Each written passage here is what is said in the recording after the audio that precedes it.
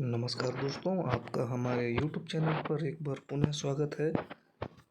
आज हम इस वीडियो में मौर्योत्तर काल से संबंधित प्रश्नों को हल करेंगे।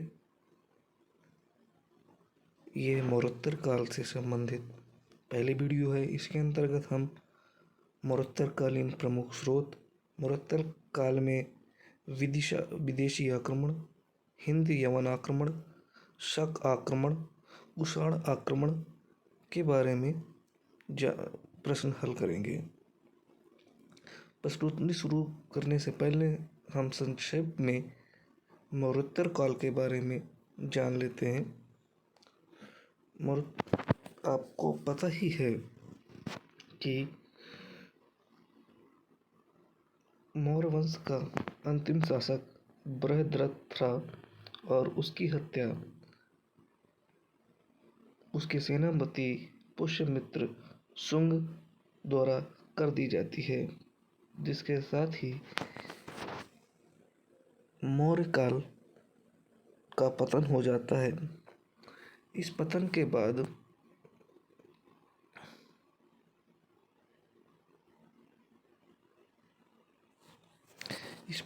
बाद भारत में दो प्रकार के राज्यों का उदय होता है।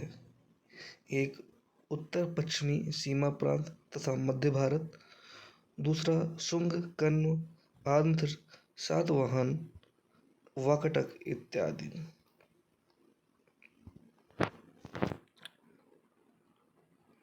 उस समय की हम अगर मैप को देखें नीचे, तो जब बृहद्रथ की हत्या हो जाती है तो भारत का शासन बहुत ही कमज़ोर हो जाता है, जिससे उत्तर पश्चिम से कई विदेशी आक्रमण होते हैं तथा वो भारत पे वहाँ पर शासन चलाने लगते हैं। जैसे कि आपको स्लाइड में दिख रहा होगा कि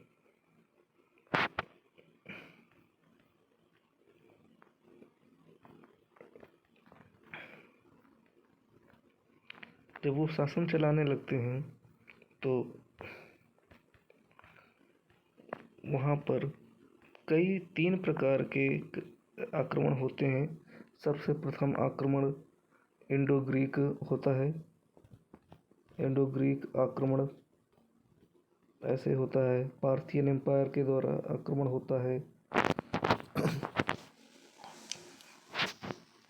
तो चलिए शुरू करते हैं आज की प्रश्नोत्तरी।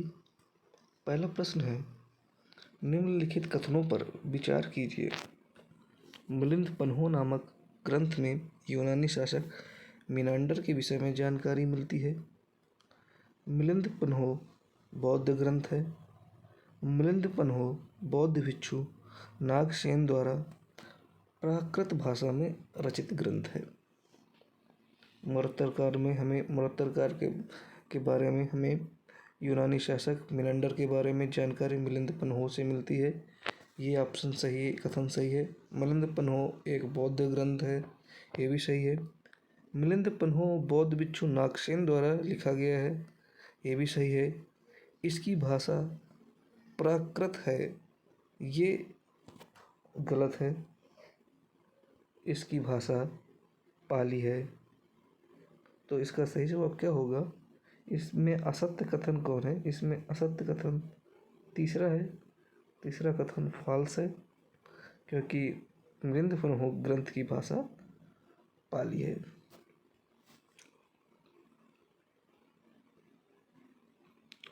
अगला प्रश्न देखते हैं। निम्नलिखित कथनों पर विचार कीजिए। मालविकाग्निमित्र कालिदास द्वारा रचित ग्रंथ है। मालविकाग्निमित्र नाट्य ग्रंथ से सातवाहन काल की राजनैतिक गतिविधियों के बारे में पता चलता है। उपयुक्त कथनों में कौन सा कथन सत्य है? Only one, only two, 1 and 2, neither 1 nor 2। तो इसका सही जवाब है कथन 1 सत्य है, क्योंकि मालविकाग्निमित्र से शुंग वंश की राजनीतिक गतिविधियों के बारे में पता चलता है। इसमें पता चलता है कि पुष्यमित्र का पुत्र अग्निमित्र विदिशा का राज्यपाल था। इसमें यवन आक्रमण का भी उल्लेख है, जिसके अनुसार अग्निमित्र के पुत्र वसुमित्र ने सिंधु नदी के दाहिने किनारे पर यवनों को पराजित किया था। तो इसका सही जवाब है किसमें, कौन सा कथन सत्य है? ए नंबर। कौन सा? ए नंबर। सेकंड वाला गलत है, क्योंकि इसे सातवाहन काल के स्थान पर शुंग वंश की राजनीतिक गतिविधियों के बारे में पता चलता है। अगला प्रश्न देखते हैं। निम्नलिखित में से किस अभिलेख से सातवाहन शासकों के बारे में जानकारी मिलती है? नानाघाट अभिलेख, नासिक अभिलेख, जूनागढ़ अभिलेख, बेशनगर का अभिलेख। ऑप्शन है आपके ओनली 1 एंड 2, ऑप्शन बी है ओनली 3 एंड 4, ऑप्शन सी है 1, 2 एंड 3 और ऑप्शन डी है ऑल। तो इसका सही जवाब है ऑप्शन ए 1 एंड 2, नानाघाट अभिलेख और नासिक अभिलेख से सातवाहन शासकों के बारे में जानकारी मिलती है। आइए इन चारों लेखों के बारे में संक्षेप में जान लेते हैं। सबसे पहले नानाघाट अभिलेख। नानाघाट अभिलेख, इसकी रचना सातवाहन शासक सतकर्णी प्रथम की रानी नागनिका ने की। इससे सतकर्णी प्रथम की उपलब्धियों के बारे में पता चलता है।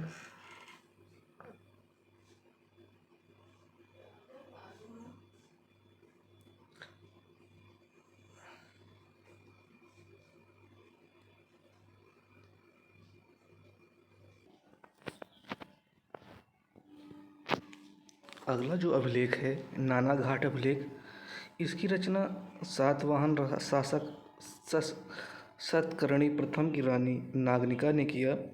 इससे सतकर्णी प्रथम की उपलब्धियों के बारे में पता चलता है। दूसरा अभिलेख है नासिक अभिलेख। यह गौतमी बलश्री द्वारा लिखा गया अभिलेख है। इसमें गौतमी पुत्र सतकर्णी का वर्णन है। तो यानी कि नानाघाट और नासिक अभिलेख, इनसे सातवाहन शासकों के बारे में पता चलता है। इसके बाद जो विकल्प में और दो अभिलेख हैं, बेशनगर का अभिलेख। बेशनगर का अभिलेख यह यवन राजदूत हेलियोडोरस का है और तथा यह गरुड़ स्तंभ के ऊपर खुदा है। इससे मध्य भारत में भागवत धर्म की लोकप्रियता का पता चलता है। इसके बाद एक विकल्प में और है जो कि बहुत ही महत्वपूर्ण अभिलेख है, जो अधिकांश परीक्षाओं में पूछा जाता है और अभिलेख की बात आती है तो इससे संबंधित एक प्रश्न जरूर होता है। तो ये है जूनागढ़ का अभिलेख। इसको क्या बनाया, इससे हमें एक नहीं कई राजाओं के बारे में जानकारी मिलती है, इसलिए और भी महत्वपूर्ण हो जाता है। इससे राजाओं के बारे में नहीं अपितु उनके राज्यपालों के बारे में भी पता चलता है। तो जानते हैं इसमें जूनागढ़ का अभिलेख शक शासक रुद्रदामन के जूनागढ़ अभिलेख में चंद्रगुप्त मौर्य एवं अशोक दोनों के नामों का उल्लेख मिलता है। इस अभिलेख से भी पता चलता है कि चंद्रगुप्त मौर्य ने सौराष्ट्र प्रांत में सुदर्शन झील का निर्माण कराया था और इस समय यहाँ का प्रशासक पुष्यगुप्त वैश्य था।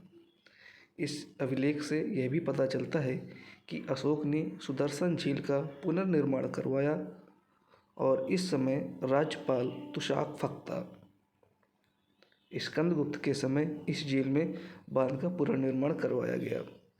इस अभिलेख के अनुसार रुद्रदामन ने सातवाहन शासक वशिष्ठिपुत्र पुलमावी को पराजित किया तथा अपनी पुत्री से विवाह करवाया।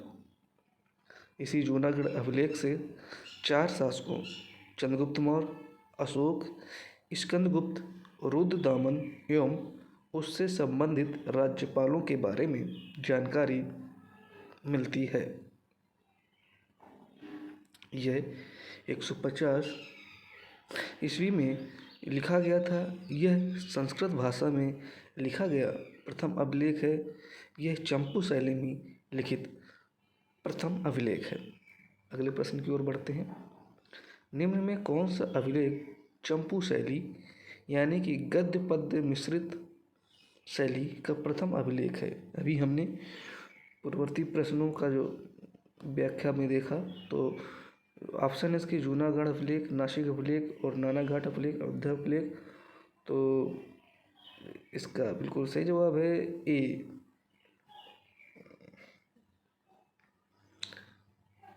जूनागढ़ अभिलेख, और ये संस्कृत का भी प्रथम अभिलेख है। ठीक है, अगला प्रश्न देखते हैं। किस अभिलेख से पता चलता है कि शुंग शासक पुष्यमित्र ने 2 अश्वमेध यज्ञ कराए थे? ऑप्शन है अयोध्या का लेख, बेशनगर का लेख, नानाघाट का अभिलेख, नासिक का लेख। अभी हमने बेशनगर के लेख के बारे में पढ़ लिया, इसमें ऐसा कुछ नहीं पता चला। नानाघाट अभिलेख के बारे में भी पढ़ लिया, इसमें भी कुछ नहीं पता चला। नासिक अभिलेख के बारे में भी पढ़ लिया, इसमें भी ऐसा कुछ पता नहीं चला। तो इसके हिसाब से तो ऑप्शन 1 सही है, और ऑप्शन 1 अयोध्या का लेख करेक्ट आंसर है। अयोध्या के लेख से पता चलता है, यह लेख पुष्यमित्र के अयोध्या के राज्यपाल धनदेव ने लिखवाया, और इससे अश्वमेध यज्ञ यवनों पर विजय के उपलक्ष्य पर कराए गए थे।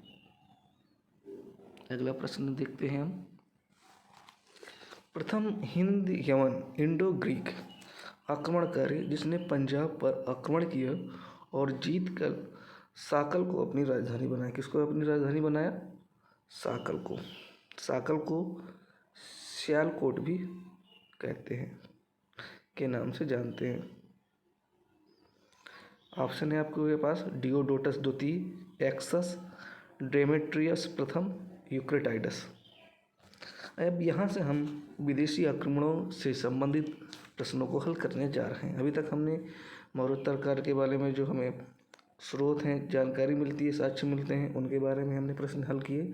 और अब विदेशी आक्रमण जो होते हैं, इंडो ग्रीक, शक, पार्थियाई, पहलवल एवं कुषाणों ने जो आक्रमण किए, उनके बारे में कुछ प्रश्न हल करने जा रहे हैं। तो पहला प्रश्न है, प्रथम हिंदू अवन आक्रमणकारी जिसने पंजाब पर आक्रमण किया और जीतकर सकाल को अपनी राजधानी बनाया। तो इसका सही जवाब है डेमेट्रियस प्रथम। इसने 183 ईसा पूर्व के लगभग पंजाब पर आक्रमण किया था और इसे विजित कर सियालकोट को अपनी राजधानी बनाया था।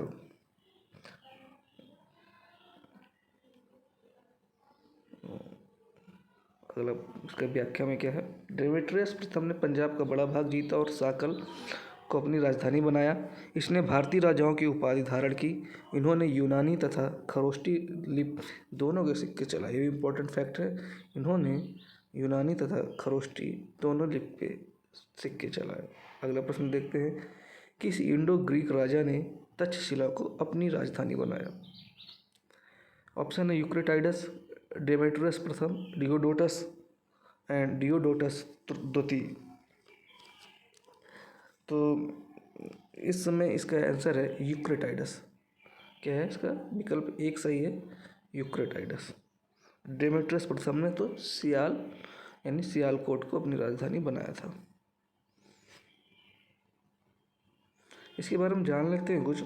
प्रारंभ में तो सबसे पहले अगर मौर्योत्तर काल में सबसे पहले आक्रमण इंडो ग्रीक ने किया। किसने किया? इंडो ग्रीक ने किया, ये फैक्ट है। इंडो ग्रीक में सबसे पहले आक्रमण डेमेट्रियस प्रथम ने किया 183 ईसा पूर्व के आसपास, और उसने अपनी राजधानी क्या बनाई? सियालकोट यानी साकल। कुछ समय पश्चात बैक्ट्रिया आधुनिक अफगानिस्तान में यूक्रेटाइडस की अध्यक्षता में विद्रोह हो जाता है और डेमेट्रियस को बैक्ट्रिया से हाथ धोना पड़ता है। और जब बैक्ट्रिया से हाथ धोना पड़ता है तो प्रतिद्वंद्विता के चलते यूक्रेटाइडस भी भारत पर आक्रमण करने की सोचता है, और उसने भारत पर आक्रमण किया और कुछ प्रांतों को, कुछ जगहों को जीतकर उसने अपना राजधानी तक्षशिला को बनाया। इस प्रकार से इंडो ग्रीक जो साम्राज्य था, यानी भारत में ये जो यवन साम्राज्य था, वो दो भागों में बढ़ गया। एक पहला भाग डेमेट्रियस का और दूसरा भाग यूक्रेटाइडस का।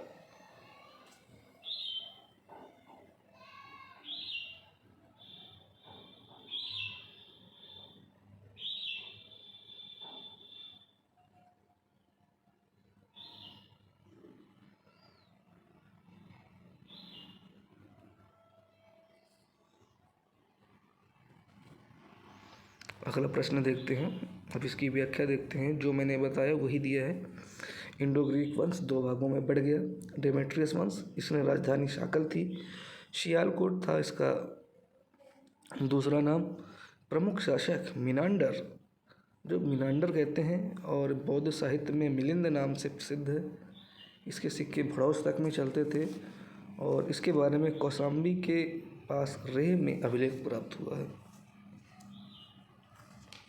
मिनांडर के बारे में आपने जाना होगा पिछले प्रश्नों में कि यह मिनांडर डेमेट्रियस वंश का शासक था और यह बौद्ध धर्म का अनुयायी हो गया था। अगला प्रश्न देखते हैं। इसी में यूक्रेटाइडस के बारे में जानते हैं। यूक्रेटाइडस जो था, उसकी राजधानी तक्षशिला बनाई और हमने जाना इसका प्रतापी जो शासक था, सबसे मजबूत एंटियालकिड्स था। इसने शुंग वंश के शासक भागभद्र के दरबार में राजदूत हेलियोडोरस को भेजा। हेलियोडोरस के बारे में आपने पढ़ा होगा।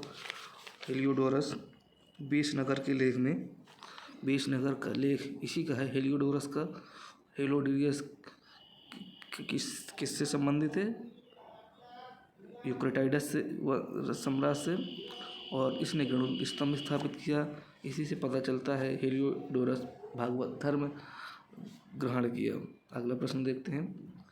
निम्नलिखित कथनों पर विचार कीजिए। यूनानियों के बाद मध्य एशिया के शकों ने भारत पर आक्रमण किया। शकों की कुल 5 शाखाएं थीं। शक भारत में मुख्यतः 2 शाखाओं में विभाजित थे, जो कि प्रथम उत्तरी क्षत्रप तथा पश्चिमी क्षत्रप थे। उपरोक्त में कौन सा कथन असत्य है? पहला, दूसरा, तीसरा, इनमें से कोई नहीं। देखिए, यूनानियों के बाद मध्य एशिया के शकों ने भारत पर आक्रमण किया, ये विकल्प सही है। शकों की कुल 5 शाखाएं थी, ये भी विकल्प सही है। शक भारत में मुख्यतः 2 शाखाओं में विभाजित थे, जो कि प्रथम उत्तरी क्षत्रप तथा पश्चिमी क्षत्रप, ये भी सही है। तो इसमें पूछा है उपरोक्त कथनों में कौन सा कथन असत्य है, तो इसका ऑप्शन डी होगा। कोई भी कथन असत्य नहीं है, सभी कथन सत्य हैं।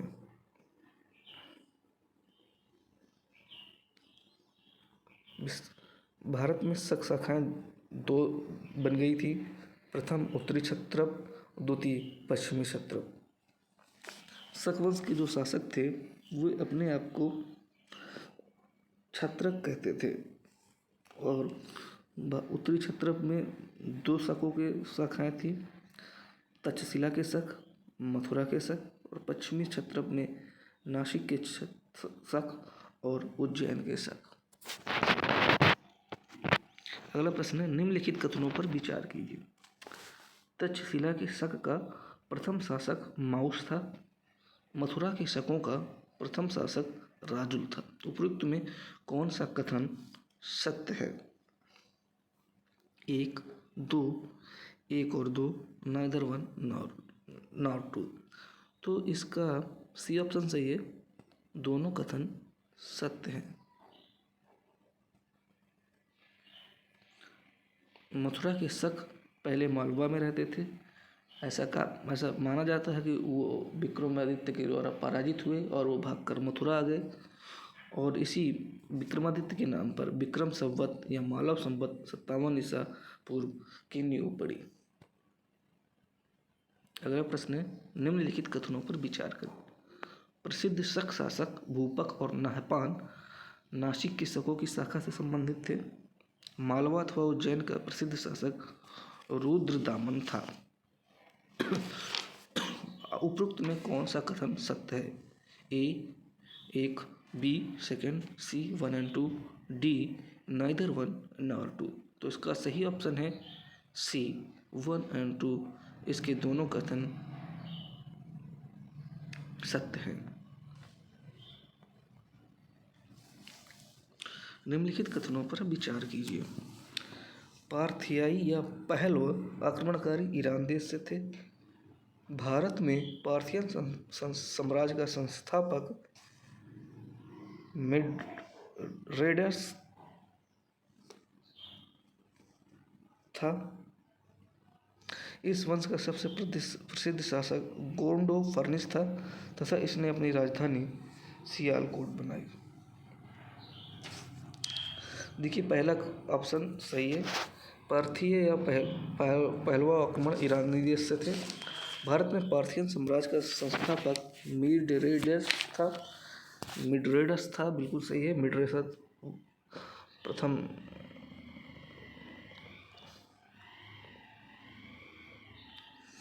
मिडरेडस था, ये भी सही है। इस वंश का सबसे प्रसिद्ध शासक गोंडोफर्निस था। इसने अपनी राजधानी सियालकोट बनाई। तो इसने अपनी राजधानी सियालकोट नहीं बनाई, बल्कि इसने अपनी राजधानी तक्षशिला बनाई। तो ठीक है, इसमें स्टेटमेंट 3 में 2 बातें कही गई हैं, जिसमें एक तो सही है। इस वंश का सबसे प्रसिद्ध शासक गोंडोफर्निस था, लेकिन इसने अपनी राजधानी सियालकोट के स्थान पर तक्षशिला बनाई थी। और भारत में पार्थियन साम्राज्य का वास्तविक संस्थापक मिडरेडस फर्स्ट को माना जाता है।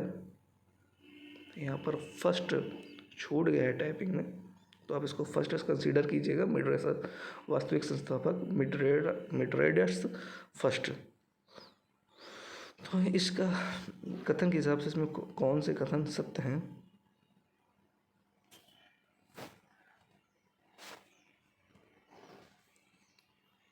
Option C 1 and 2। गोंडोफर्निस प्रसिद्ध शासक था, इसने अपनी राजधानी तक्षशिला बनाई। गोंडोफर्निस के समय की एक प्रमुख घटना है कि इसके शासनकाल में सेंट थॉमस नामक ईसाई भारत में धर्म प्रचार करने आया था। बाद में वह दक्षिण चला गया और तमिलनाडु में मार डाला गया। इस प्रकार ईसाई धर्म भारत में पहली बार पहली सदी में आया। कब आया? पहली सदी में आया। अगला प्रश्न देखते हैं। निम्नलिखित कथनों पर विचार कीजिए। कुषाण मध्य एशिया में पश्चिमी चीन कदयूची जाति के थे। भारत में कुषाण शक्ति का वास्तविक संस्थापक वेंकटफिशस को माना जाता है। उपयुक्त में कौन सा कथन असत्य है? 1 से 2, 1 और 2 दोनों, न तो 1 और न ही 2। तो इसका सही जवाब है नाइदर 1 नॉर 2। भारत में सबसे पहले कुजुल कड़फिसेस नामक शासक ने आक्रमण किया, परंतु वास्तविक संस्थापक वेंकटफिशस को माना जाता है। अगला प्रश्न देखते हैं। आज की वीडियो का यह आखिरी प्रश्न है। निम्नलिखित कथनों पर विचार कीजिए। शक संवत की तिथि 78 ईस्वी कनिष्क के राज्यारोहण की तिथि से है। कनिष्क की राजधानी पुरुषपुर या पेशावर एवं मथुरा थी। कनिष्क के समय में चतुर्थ बौद्ध संगीत का आयोजन कश्मीर के कुंडलवन में हुआ।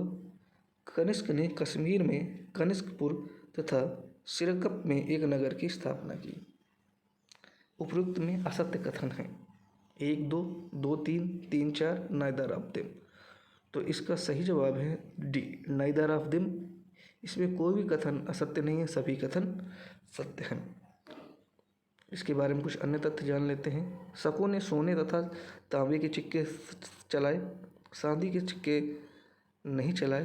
प्रश्न पूछ लिया जाता है शकों कनिष्क ने या कुषाणों ने सर्वाधिक सिक्के कौन से चलाए, और उसमें ऑप्शन में चांदी भी दे देता है, तो चांदी नहीं है, सिर्फ सोने और तांबे के सिक्के चलाए।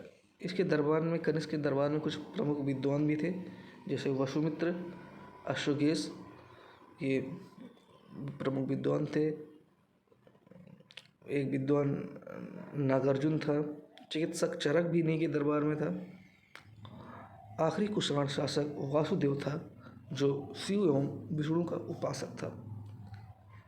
तो आज की वीडियो में सिर्फ इतना ही। मौर्य काल से संबंधित ये प्रथम मौर्योत्तर काल से प्रश्नोत्तरी का संबंधित ये प्रथम वीडियो है। इसके बाद दूसरे वीडियो में हम जो उन शासकों के बारे में बात करेंगे मौर्योत्तर काल में जो भारत में पहले से मौजूद थे, आंतरिक थे, जिनकी उपस्थिति मौर्यों के समय भी थी।